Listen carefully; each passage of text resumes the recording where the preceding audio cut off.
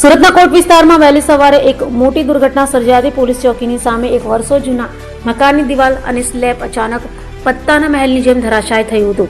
આ દુર્ઘટનાના કારણે ફસાયેલા 80 વર્ષના વૃદ્ધા માટે ફાયરના જવાનો દેવદૂત બનીને ઉગર્યા હતા.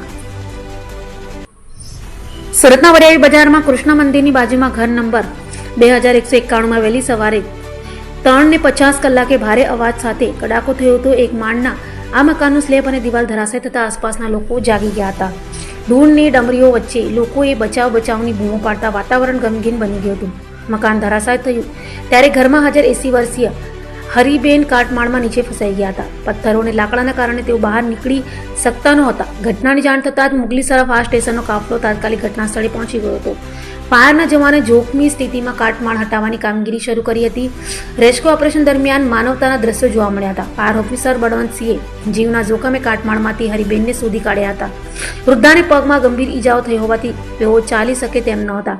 આથી ઓફિસર બળવંતસિંહે કોઈ પણ વિલંબ કર્યા વગર 80 વર્ષના વૃદ્ધાને પોતાના ખભે ઉંચકી લીધા હતા અને પહેલા માળેથી સુરક્ષિત રીતે નીચે લાવ્યા હતા.